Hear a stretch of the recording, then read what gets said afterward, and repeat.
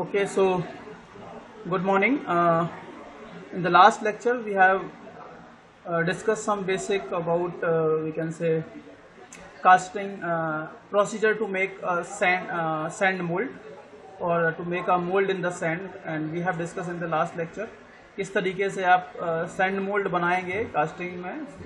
और इसके अलावा हम लोगों ने मोल्ड क्या होता है, मोल्डिंग, सैंड मोल्डिंग, ये सारे टॉपिक्स जो होते हैं, क्या क्या चीज़ें होती है इसके अंदर, वो सारी चीज़ें हम लोगों ने लास्ट वाले लेक्चर में डिस्कस की। Still we have some topic left in this module, together we will be finishing this module number 1।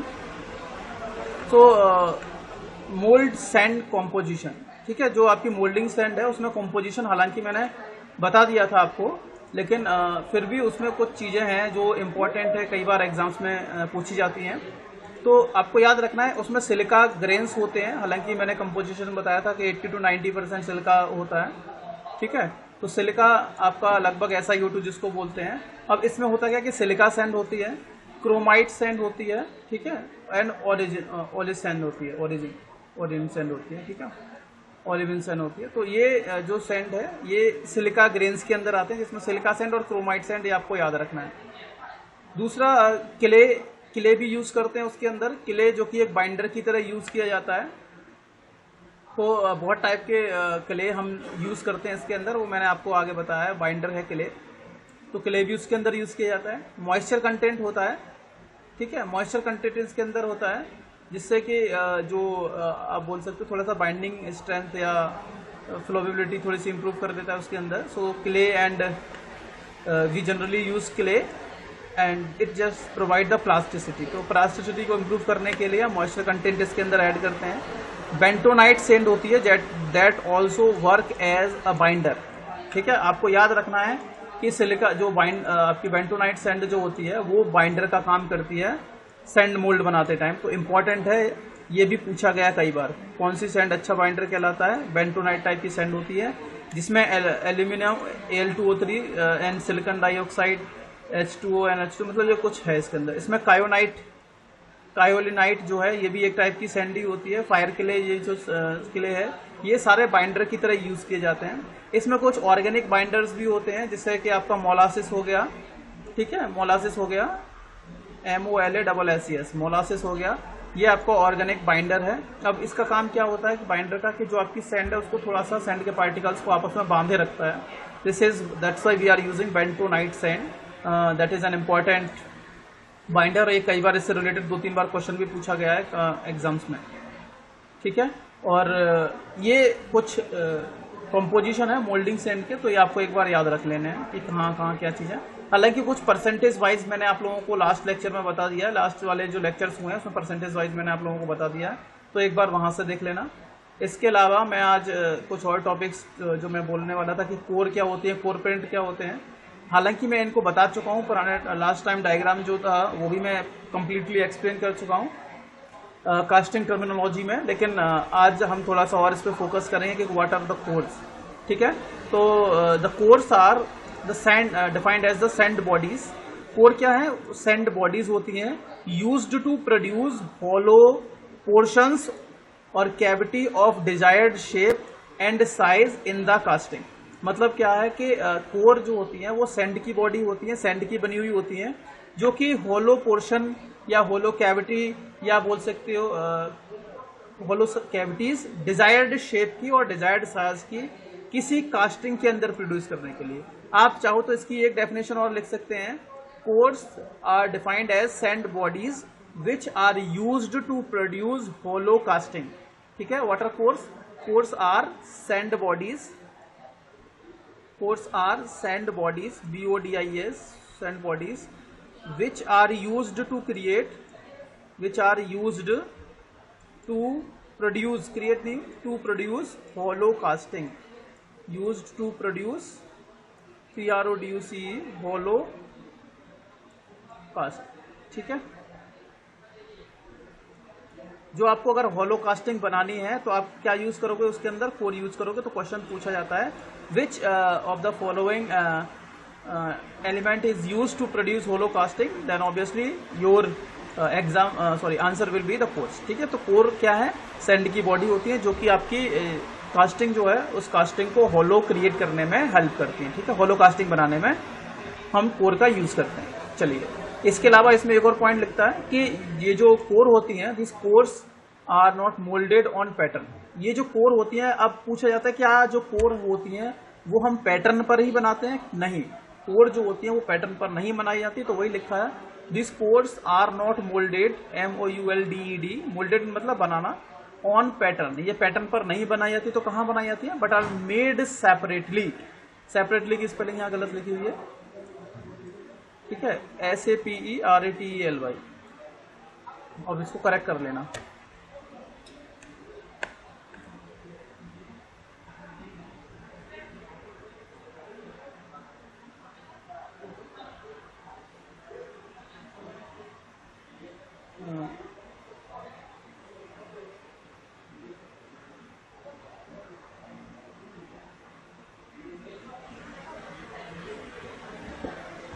ठीक है, सेपरेटली की स्पेलिंग है SEPARATELY।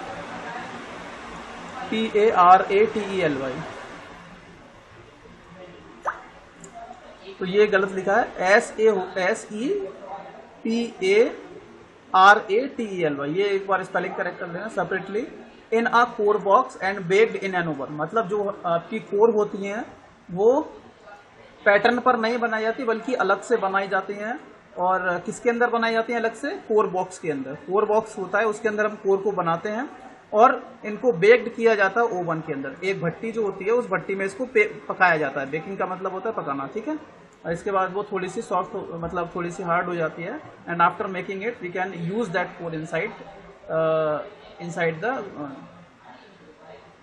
Cavity or mould, inside the mould, ठीक है, जैसा कि आप लोगों ने वीडियो में देखा होगा वो सारी चीजें। अब एक बात मैं इंपॉर्टेंट चीज बताने वाला हूँ, बहुत इंपॉर्टेंट है, इससे रिलेटेड कई बार क्वेश्चंस पूछे गए हैं, हालांकि इसमें लिखा नहीं है। दो चीजें आपको याद रखनी है। एक होता है सैंड सिलेंजर। क्या होता है? Sand slinger, SANDSLINGER। एक होता है सैंड सिलेंजर और एक होता है squeezing machine, SQUEEZING, squeezing machine, ठीक है। दो चीजें याद रखनी है, एक होता है सैंड सिलेंजर, एक होता है स्क्वीजिंग मशीन।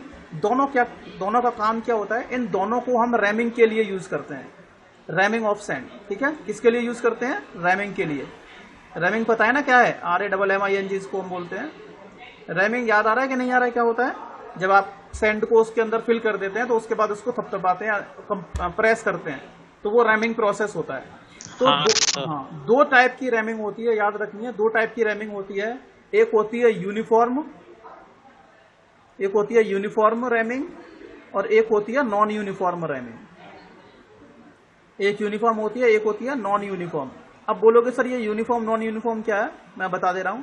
यूनिफॉर्म रैमिंग का मतलब है कि जब आप प्रेशर उसके ऊपर लगाएंगे तो सारी जो सैंड है, चाहे वो पैटर्न के आसपास वाली हो या पैटर्न के दूर वाली पूरी सैंड हो, सारी की सारी सैंड यूनिफॉर्मली कंप्रेस की जाती है। और उसके लिए जो डिवाइस हम यूज करते हैं उसको बोलते हैं सैंड सिलेंजर। क्वेश्चन पूछा गया है, which of the following element is used for uniform ramming of moulding sand. Moulding sand की यूनिफॉर्म रैमिंग के लिए कौन सा कंपोनेंट यूज किया जाता है? You have to learn, it is sand slinger. Sand slinger uniform ramming के लिए किया जाता है। और स्क्वीजिंग मशीन जो होती है, स्क्वीजर जो आता है, उसको नॉन यूनिफॉर्म रैमिंग के लिए यूज किया जाता है। Remember, for non uniform ramming we use squeezing machine and for uniform ramming we use sand slinger. समझ में आ गया? हेलो, समझ में आ गया कि नहीं? आ गया, सही है। अब बोलोगे सर नॉन यूनिफॉर्म में क्या होता है? हाँ, नॉन यूनिफॉर्म में क्या होता है? तो नॉन यूनिफॉर्म में क्या करते हैं कि पैटर्न के आसपास वाला जो एरिया होता है वहां पर रैमिंग कम होती है और पैटर्न के जो थोड़ा दूर वाला एरिया होता है वहां पर रैमिंग ज्यादा होती है, मतलब वहां पर इस सैंड को थोड़ा ज्यादा कंप्रेस करते हैं, ठीक है। अभी तो ये आपकी नॉन यूनिफॉर्म हो जाएगी, उसके लिए आप स्क्वीजिंग मशीन को यूज करेंगे। अच्छा, कभी कभी ऐसा क्या होता है कि जब आप कास्टिंग बनाते हैं तो पैटर्न के आसपास वाला एरिया, वो कास्टिंग थोड़ी सी फूल जाती है, स्वेलिंग हो जाती है उसके अंदर, तो वहां से एक कास्टिंग डिफेक्ट प्रोड्यूस होता है, उसको स्वेल बोलते हैं। स्वेल का मतलब सूजन हो जाती है कि नहीं, हिंदी में उसको सूजन बोलते हैं। तो ऐसा ही क्या होता है कि जो आपकी कास्टिंग बनती है वो थोड़ी सी फैल जाती है, उसका साइज बढ़ जाता है।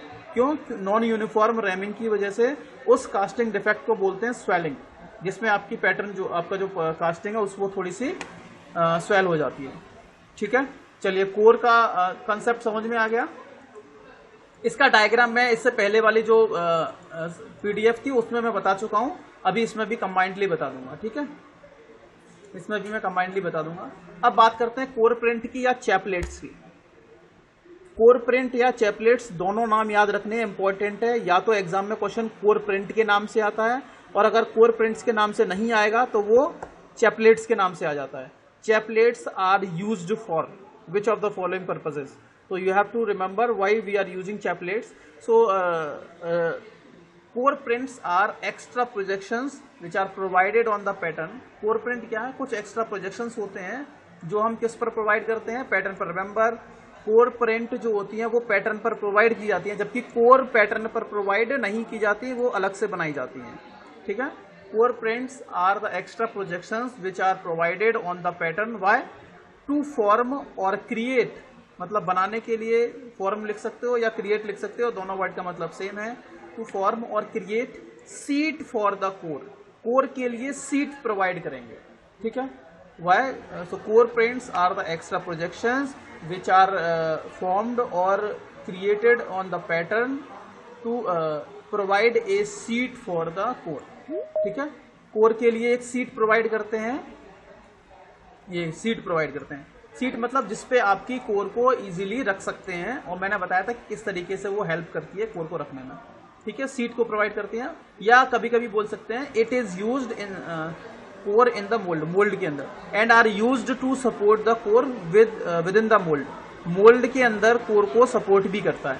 मतलब ये क्या करेंगी, कोर प्रिंट्स क्या करेंगे कि जो आपकी जो मोल्ड बनेगा उस मोल्ड में कुछ ऐसे प्रोजेक्शंस या ऐसी सीट बना देंगे जहां पर आप कोर को इजीली रख सकते हो। आप लोग वीडियो में देख चुके हो तो ज्यादा फोकस करने की जरूरत नहीं। I have you have already understand why we are using core prints or chaplets. ठीक है, तो होगा क्या कि ये जो कोर प्रिंट्स होती हैं वो कोर को सपोर्ट करने के काम में आती है। ठीक है, जिससे आप कोर को इजीली वहां पर माउंट कर सकते हैं। ये सिंपल पैटर्न है आपका। अलग से देखो कोर प्रिंट बनाई गई है, अलग से इस पर क्या करेगा, कुछ प्रोजेक्शंस बनाया गया है। इस एक्स्ट्रा प्रोजेक्शन को हमने कोर प्रिंट नाम दे दिया। पैटर्न आपका बीच बीच में है, जबकि साइड में जो एजेस आपको दिख रही हैं, ये बीच वाला पोर्शन जो है ये तो आपका पैटर्न है, और ये साइड में आपने कुछ एक्स्ट्रा प्रोजेक्शंस बना दिए गए हैं जो कि कोर प्रिंट है।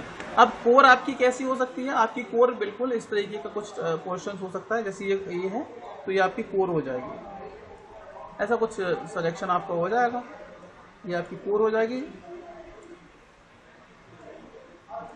इस कोर को आप बीच में रख देंगे और आपका काम हो जाएगा। You will be producing the hollow casting. ठीक है, जैसे अगर मान लिया आपको सिलेंडर बनाना है, सॉलिड सिलेंडर, तो सिंपली बना सकते हो।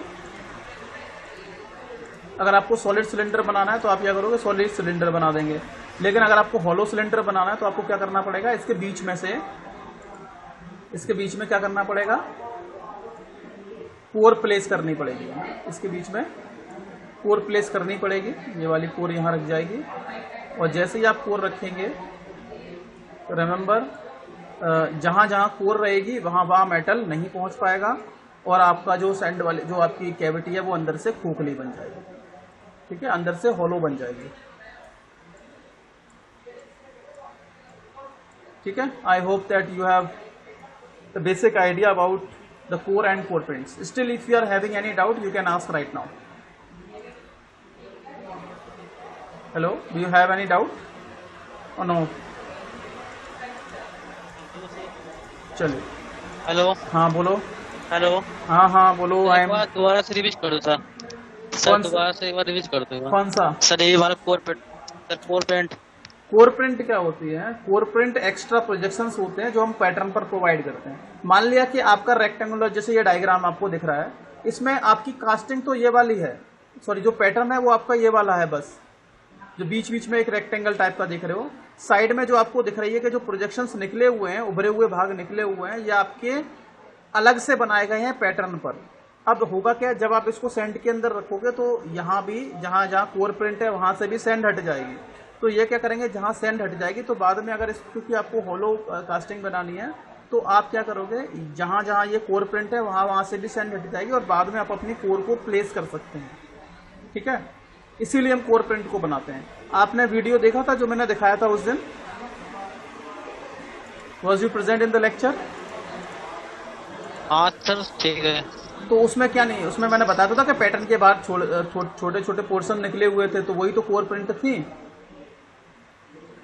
हाँ सर, और बांध के उसमें लगाते हैं हाँ पैटर्न के हाँ लिए। हाँ, पैटर्न के अलग बनाते हैं, पैटर्न के साथ साथ बनाते पैटर्न के साथ है, लेकिन वो थोड़ा अलग होता है, उससे हमारी कास्टिंग में फायदेमंद नहीं होता है। बस वो आपकी कोर को रखने के काम में आता है, कोर को सपोर्ट कर देता है बस।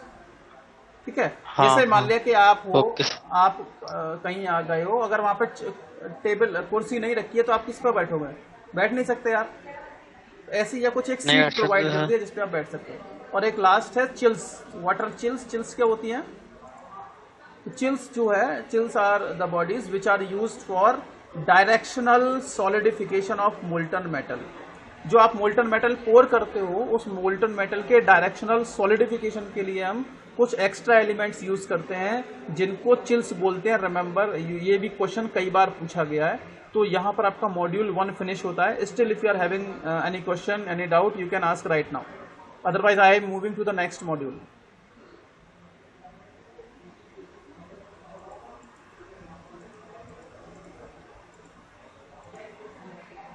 Okay, so now we are moving to the unit number 2, that is welding। ठीक है, तो आपका जो दूसरा मॉड्यूल है उस मॉड्यूल का नाम क्या है? वेल्डिंग। इंपॉर्टेंट है वेल्डिंग भाई, कई जगह पूछे जाते हैं और इसमें से बहुत ज्यादा क्वेश्चंस पूछे जाते हैं, इसलिए याद रखना है वेल्डिंग आपको अच्छे से पढ़ना है। तो वेल्डिंग समझने से पहले हम पढ़ लेते हैं कि फास्टनिंग क्या होती है। What is fastening? देखिए, fastening is a joining process. ठीक है, वेल्डिंग के अंदर ही आते हैं। फास्टनिंग जो है, जो वेल्डिंग है वो एक तरीके से एक फास्टनिंग प्रोसेस है। फास्टनिंग मतलब एक तरीके से जॉइनिंग प्रोसेस है। सो वेल्डिंग, हालांकि आप लोग बहुत समय से जानते हैं कि आप लोग देखते हो जब कभी भी रोड से पास होते हैं, आप देखते हो कि कुछ गैस वेल्डर होते हैं, गैस से वेल्ड करते रहते हैं, कुछ आर्क इलेक्ट्रिक आर्क से वेल्डिंग करते रहते हैं। ये दो टाइप की वेल्डिंग तो आप लोगों ने जनरली अपने आसपास देखी ही होंगी। ठीक है, बस वहीं तक वेल्डिंग सीमित नहीं है, वेल्डिंग के बहुत सारे फील्ड्स भी हैं और कहीं और जगह भी कई डिफरेंट टाइप्स की वेल्डिंग यूज करते हैं। तो उस वेल्डिंग को हमें पूरा डिटेल में पढ़ना है। ठीक है, चलिए तो हम बात करते हैं फास्टनिंग की। What is fastening? तो फास्टनिंग का मतलब होता है एक तरीके से जॉइनिंग प्रोसेस। ठीक है, fastening is what? Fastening is defined as a joining process to join two or more metals. ठीक है, टू और मोर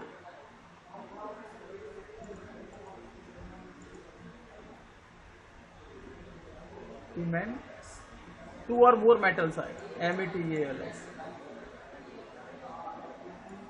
यहाँ पे ऐड कर देना इसको, डिमेंड्स नहीं होगा, METALS होगा। ठीक है, दो या दो से अधिक मेटल्स को आपस में ज्वाइन करने के जो प्रोसेस होती है, या कंपोनेंट्स भी बोल सकते हो, to add to or more components, और एलिमेंट्स भी बोल सकते हो। ठीक है, यहाँ शायद एलिमेंट्स ही लिखा हुआ, ELEMENTS, ये एलिमेंट्स लिखा है, तो एलिमेंट भी ऐड कर सकते हो। दो या दो से अधिक एलिमेंट्स को आपस में जोड़ने की जो प्रक्रिया होती है, उस प्रक्रिया को, उस प्रोसेस को क्या बोलते हैं? Fastening. So what is fastening? Fastening is defined as a process of joining two or more then two elements. समझ में आ गया क्या होता है फास्टनिंग? हेलो, फास्टनिंग समझ में आ गया ना? चलिए अब हम बात करते हैं कि फास्टनिंग कितने टाइप की होती है। What are the various types of fastening? आपके सिलेबस में नहीं है लेकिन इंपॉर्टेंट है, पूछा जा सकता है एग्जाम में। सो जो फास्टनिंग बेसिकली 3 टाइप की होती है। एक होती है परमानेंट फास्टिंग, एक होती है सेमी परमानेंट फास्टिंग, और तीसरी होती है टेम्पोरेरी फास्टिंग। ठीक है, परमानेंट, सेमी परमानेंट और temporary. There are 3 types of fasting. देख लेते हैं क्या क्या है। पहला परमानेंट आपको दिख रहा है, परमानेंट फास्टिंग। दूसरी होती है सेमी परमानेंट, इसको सेमी टेम्पोरेरी भी बोल सकते हो, सेमी टेम्पोरेरी फास्टिंग। और तीसरा होता है टेम्पोरेरी फास्टिंग। ठीक है, temporary fasting, semi permanent and permanent, ये 3 टाइप की फास्टिंग होती है। अब देख लेते हैं इन तीनों टाइप की फास्टिंग में क्या डिफरेंस है। अच्छा, इससे पहले मैं आपको एक बात और बताना चाहता हूँ कि मैंने आपको स्टार्टिंग में बोला था कि आप मुझे याद दिला देना कि हालांकि ये क्वेश्चन मैंने आपको उसमें दे दिया है, असाइनमेंट में दे दिया, लेकिन मैंने आपको बोला था कि आप मुझे एक बार याद दिला देना कि मैन्युफैक्चरिंग प्रोसेस को अब मैं बताने वाला था कि कितने टाइप की मैन्युफैक्चरिंग प्रोसेस होती है और मैन्युफैक्चरिंग प्रोसेस होती क्या है। ठीक है, कि जो मैन्युफैक्चरिंग होती है वो व्हाट इज मैन्युफैक्चरिंग प्रोसेस। ये असाइनमेंट में दिया है कि नहीं दिया मैंने? Yes sir. हेलो सर, हाँ दिया सर। हाँ हाँ, तो हाँ, आप लोगों ने उसके बारे में कुछ लिखा है कि नहीं? लिखा सर, दिखा है सर, देख लेना आप सर, खोल के आप व्हाट्सएप पे सेंड कर दिया है मैंने। अच्छा, सर आप खोल लेना सर, अभी देख लेना यार। अभी खोल के देख लूं? चलिए कोई नहीं। हाँ सर।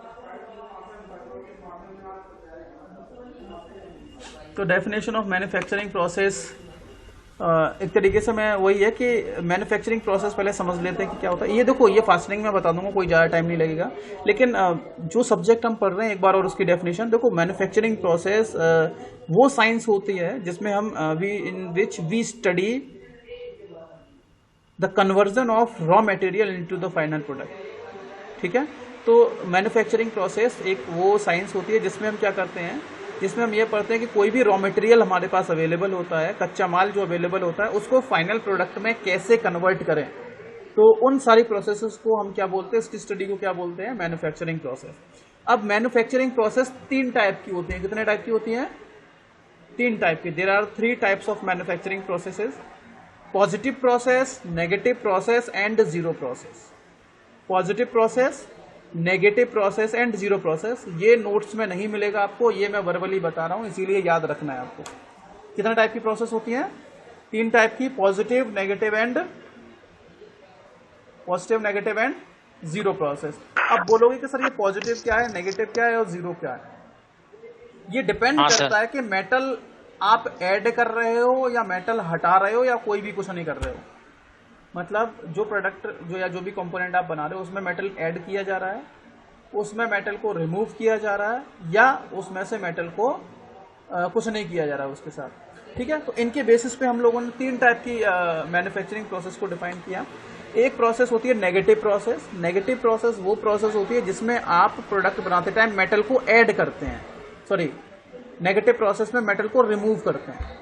समझ में आ रहा है? कोई है चीज आपके पास, ऑब्जेक्ट है, उस ऑब्जेक्ट से अगर आप उस पर आपने कोई भी मैन्युफैक्चरिंग ऑपरेशन किया और मैन्युफैक्चरिंग ऑपरेशन करने के बाद आपने अगर उसमें से कुछ मटेरियल रिमूव किया है तो उस प्रोसेस को बोलते हैं नेगेटिव मैन्युफैक्चरिंग प्रोसेस। जैसे मैंने आपको बताया था मशीनिंग, अगर आप कोई प्रोडक्ट बना रहे हो मशीनिंग के थ्रू, तो मैंने आपको बोला था कि मशीनिंग में मेटल कट करते हैं कि नहीं करते हैं। मशीनिंग से मेटल को कट किया जाता है, रिमूव किया जाता है कि नहीं, और जहां मेटल को रिमूव किया गया वो कौन सी प्रोसेस होती है, नेगेटिव मैन्युफैक्चरिंग प्रोसेस। तो आपको इसका एग्जांपल क्या देना है, मशीनिंग। जो मशीनिंग होती है जैसे आपका मिलिंग हो गया, ड्रिलिंग हो गया, नर्लिंग हो गया और बोरिंग हो गया, ये सारे जो भी प्रोसेसेस होते हैं वो सारे के सारे नेगेटिव मैन्युफैक्चरिंग प्रोसेस है। ठीक है, दूसरा होता है जीरो मैन्युफैक्चरिंग प्रोसेस। ये वो वाले मैन्युफैक्चरिंग प्रोसेस होते हैं जिसमें आप ना तो मेटल या कोई भी मेटल ऐड करते हो और ना ही कोई भी मेटल आप रिमूव करते हो। ठीक है, जिसमें आप ना तो कोई भी मेटल ऐड करते हो और ना ही कोई मेटल रिमूव करते हो। बताइए कोई एक एग्जांपल।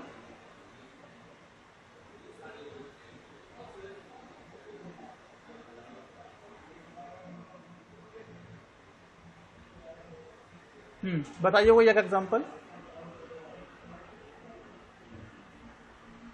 फोर्जिंग ऑपरेशन याद आ रहा है? फोर्जिंग क्या होती है पता है कि नहीं? इसका एग्जांपल हो जाएगा फोर्जिंग। जैसे आप लोगों ने देखा होगा जो लोहार होते हैं, जब वो किसी एक रॉड से कुछ आप समझ सकते हो, जो छेनी बनाते हैं, छेनी समझते हैं? हाँ तो आप बताइए क्या हाँ उन्होंने उसमें कोई मेटल ऐड किया? हाँ, क्या उन्होंने उसमें कोई मेटल ऐड किया? नहीं सर, ग्राउंड ना तो कोई मेटल ऐड किया ना ही कोई मेटल रिमूव किया, तो ये जीरो प्रोसेस हो जाएगा। उन्होंने बस उसको थोड़ा सा हैमरिंग की उसके अंदर, और हैमरिंग करने के बाद उन्होंने बस उसका फाइनल प्रोडक्ट बना दिया। तो इसको कौन सा प्रोसेस बोलेंगे? Negative manufacturing, zero process. Sorry zero zero zero manufacturing process, ठीक है। और एक होता है हाँ पॉजिटिव मैन्युफैक्चरिंग प्रोसेस, जिसमें आप मेटल को ऐड करते हो, जैसे कि आपका वेल्डिंग हो गया, सर, है ना, जिसमें आप मेटल को ऐड करेंगे तो वो कौन सा हो जाता है, पॉजिटिव मैन्युफैक्चरिंग प्रोसेस, ठीक है। प्रोसेस। और सर नेगेटिव से क्या होता है? नेगेटिव में आप क्या करते हो, मेटल में मेटल को रिमूव करते हो, जैसे आपकी मशीनिंग हो गई, हाँ सर। जैसे आपकी मशीनिंग हो गई, वो आपकी नेगेटिव मैन्युफैक्चरिंग प्रोसेस है, ठीक है। पॉजिटिव में क्या आ गया, आपकी वेल्डिंग हो गई, वो पॉजिटिव है because you are adding some metal on that. तो ये तीनों समझ में आ गए। चलिए अभी बात कर लेते हैं Okay, permanent sir. Fastening, types of fastening की बात कर रहे हैं। Permanent fastening, semi permanent fastening and temporary fastening, ठीक है। अब बात करते हैं कि भाई परमानेंट फास्टनिंग क्या होती है। परमानेंट फास्टनिंग वो फास्टनिंग होती है जिसमें दो मेटल को आप ऐड कर रहे हो ना, उन मेटल्स को आप परमानेंटली ऐड कर देते हो and there is no relative motion between the elements.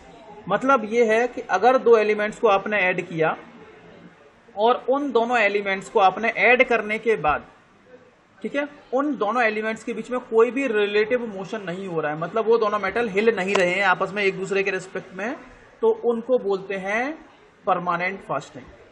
So when two elements, TWO लिखा है ये, ठीक है, TWO, when two elements are joined, जब दो एलिमेंट को ज्वाइन किया जाता है, इन सच अ वे, कुछ इस तरीके से ज्वाइन किया जाता है, दैट कि there is no relative motion between them, कि उन एलिमेंट्स के बीच में कोई भी रिलेटिव मोशन नहीं है, देन THEN आएगा यहाँ पे, ठीक है, THEN, then the joint is called as permanent fastening, ठीक है। Then this type of fastening is called as permanent fastening, ठीक है, समझ में आ गया।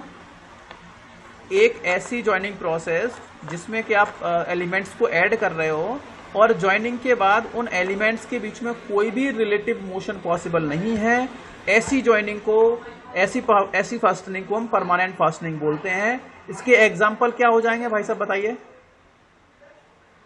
एग्जाम्पल क्या हो जाएंगे। सर वेल्डिंग सर, बिल्कुल सर बिल्कुल सही। वेल्डिंग करते हैं सर। हाँ, वेल्डिंग हो गया, रिवेटिंग हो गया, हाँ सर रिवेटिंग हो गया सर। रिवेटिंग हो गया, ये इसके एग्जाम्पल हो जाएंगे, ठीक है। जैसे आप लोगों ने दो एलिमेंट को जैसे ही वेल्ड किया तो क्या उनके बीच में मोशन होता है, क्या नहीं होता, तो वो कैसे फास्टनिंग हो गए, परमानेंट फास्टनिंग, ठीक है भाई, समझ में आ गया। हाँ समझ आया सर। चलिए इसका एग्जाम्पल भी आप लोगों को लिख देना है, ठीक है। दूसरा है वेल्डिंग सर और रिवेटिंग सर। हाँ, दूसरा है semi permanent fastening. Semi permanent fastening वो फास्टनिंग होती है, तो चलो एक इससे पहले, इस सेमी परमानेंट से पहले टेम्परेरी पढ़ लेते हैं, ठीक है, टेम्परेरी पढ़ लेते हैं।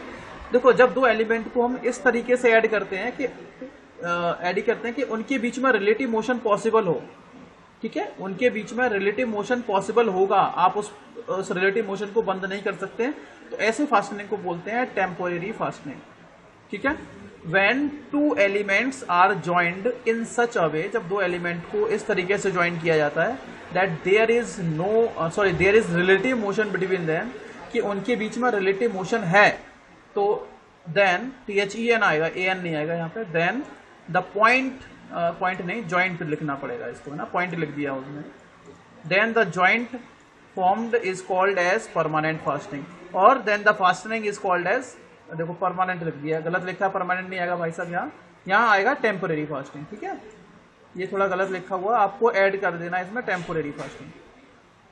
बनाते टाइम कभी माइंड कहीं इधर उधर चलता है तो आपको लिखना है देन द जॉइंट, पॉइंट लिखा है इसको ज्वाइंट कर देना है, then the joint formed is called, या then the fastening is considered as temporary fasting, ठीक है। इसका एम्पल हाँ ठीक है, थोड़ा से दो करेक्शन करने हैं तो आप वो कर लेना। वैसे आप लोग अगर वीडियो देखोगे तो आपको मैंने लिख दिया है, परमानेंट की जगह पर आपको याद रखना टेम्पोरेरी फास्टिंग। इसका एग्जांपल हो गया नकल जॉइंट, ठीक है, नकल जॉइंट मैं बता रहा हूँ कैसे। ट्रैक्टर ट्रॉली, हाँ ट्रैक्टर ट्रॉली देखिए आप लोगों ने, ट्रैक्टर लगा होता है, पीछे ट्रॉली लगी होती है, तो आप देखते हो ट्रैक्टर और ट्रॉली के बीच में जो बीच में एक वो डाल देते हैं, एक कील डाल देते हैं बीच में, है ना, एक पिन डाल देते हैं, तो ट्रॉली और ट्रैक्टर के बीच में हमेशा रिलेटिव मोशन होता रहता है, तो वो जो फास्टनिंग होती है वो परमानेंट नहीं, वो टेम्पोरेरी फास्टनिंग होती है। समझ में आ गया टेम्पोरेरी फास्टनिंग? हाँ जी, समझ में आ गया कि नहीं? अरे भाई, yes sir. Tractor sir. Trolley तो देखी होगी गांव में। अब एक होती है सेमी परमानेंट। हाँ बोलो। क्या गाड़ी गाड़ी सर ट्रायल दिखाऊं क्या? नहीं नहीं अभी मत दिखा, बाद में, अभी थोड़ा सा मैं करवाने दो, ये मुझे शेयर करके ये खत्म सर- करने दो जल्दी से। और एक होती है semi permanent fasting. Semi permanent का मतलब है वो फास्टिंग जो आधी, मतलब दोनों की प्रॉपर्टी जिसके पास अवेलेबल है, ठीक है। व्हेन टू एलिमेंट्स, ये एलिमेंट्स लिख दिया है, एलिमेंट्स आएगा यहाँ पे, ठीक है। व्हेन टू एलिमेंट्स, ELEMENTS, इसको करेक्ट कर लेना है। When two elements are connected in such a way, जब दो एलिमेंट को हम इस तरीके से कनेक्ट करते हैं, that there may or may not be a relative motion between them, then it is called semi permanent fasting. मतलब जब दो एलिमेंट को हम इस तरीके से जोड़ते हैं कि उनके बीच में रिलेटिव मोशन हो सकता है और नहीं भी हो सकता है, तो ऐसी फास्टिंग को क्या बोलते हैं? परमानेंट फास्टिंग, ठीक है।